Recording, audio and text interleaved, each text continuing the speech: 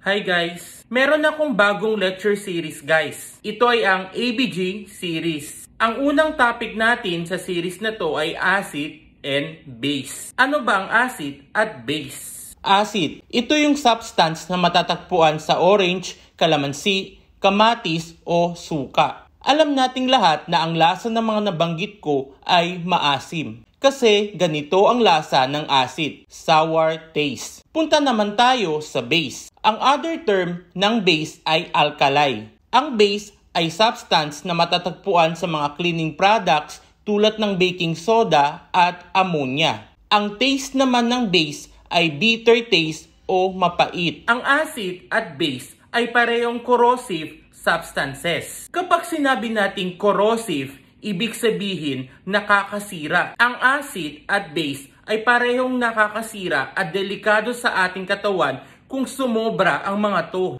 Paano ba natin masasabi kung acid or base ang isang bagay? Ito'y sa pamamagitan ng hydrogen ion. Ganito ang symbol ng hydrogen ion guys. Letter H na may superscript na plus sign. Kung mataas ang concentration ng hydrogen ion sa isang bagay, ibig sabihin ito ay acid. Kung mababa naman ang concentration ng hydrogen ion ng isang bagay, ibig sabihin ito ay base. Sa katawan ng tao, napakahalaga na balanse ang concentration ng hydrogen ion. May tinatawag tayong acidosis at alkalosis. Acidosis, ibig sabihin, sumobra ang acid sa katawan ng tao. Alkalosis, ibig sabihin, sumobra naman ang base sa katawan ng tao. At ang salitang neutral, ibig sabihin na sa tama ang balanse ng acid at ng base. Dito papasok ang salitang pH scale. Ibig sabihin nito, ang pH ang magiging basehan kung tumaas ba ang acid o base sa tubig o any liquid, including ang dugo ng isang tao. Kaya nga tayo nag-ABG para malaman natin ang pH sa arterial blood ng pasyente. Pero ano nga ba ang pH? Ang pH ay ang abbreviation ng power of hydrogen o puissance of hydrogen. Ang salitang puissance ay ang synonym ng salitang power. Bakit power? Guys, kumapit kayo. Kasi yung next na i-discuss ko ay may kinalaman sa math.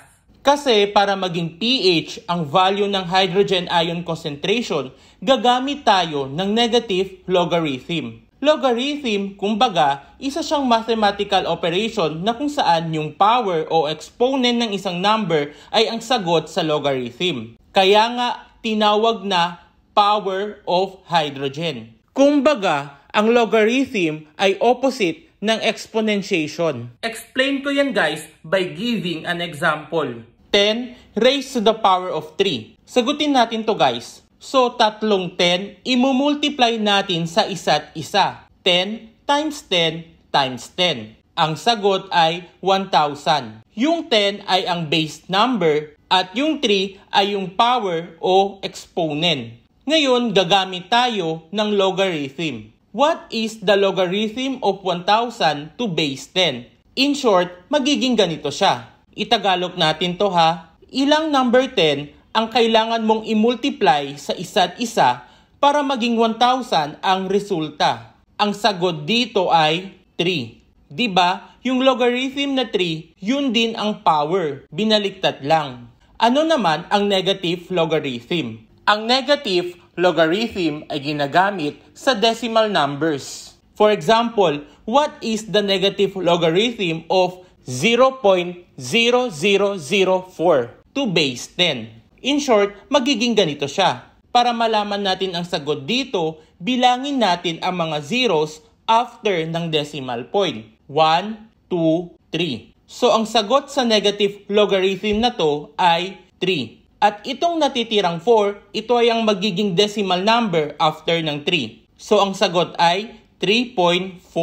Guys, baka nagtataka kayo kung ano bang kinalaman nito sa pH. Kasi guys, kung hindi tayo gagamit ng negative logarithm, ganito natin mababasa ang hydrogen ion concentration. Ito kasi ang value ng hydrogen ion concentration. Siguro, laging sasakit ang ulo ko nito kapag ganito ang mababasa ko sa ABG result. Kung kaya't kino-convert ng ABG machine ang hydrogen ion concentration into pH. Try natin to i-convert guys. Again guys, bilangin natin ang mga zeros after ng decimal point. 1, 2, 3, 4, 5, 6, 7. So 7 point. So ano ang magiging decimal number after ng 7? Ang next number after ng mga zeros ay 3. Pero i-round off natin to sa 4 kasi 9 ang sumunod na number sa 3. So ang pH ng hydrogen ion concentration na to ay 7.4.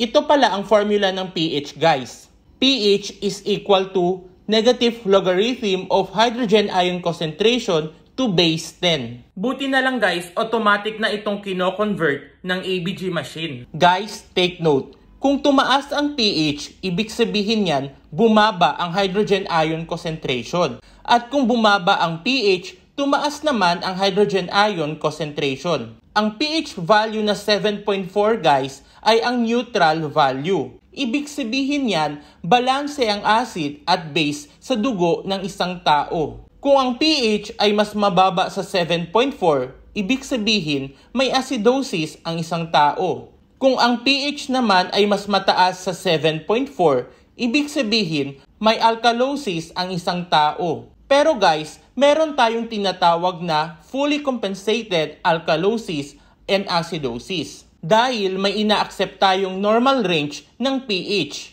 at ito ay 7.35 to 7.45. I-discuss natin yan sa next episode ng ABG series. Hanggang dito na lang muna tayo guys. For more RT related videos, follow for more.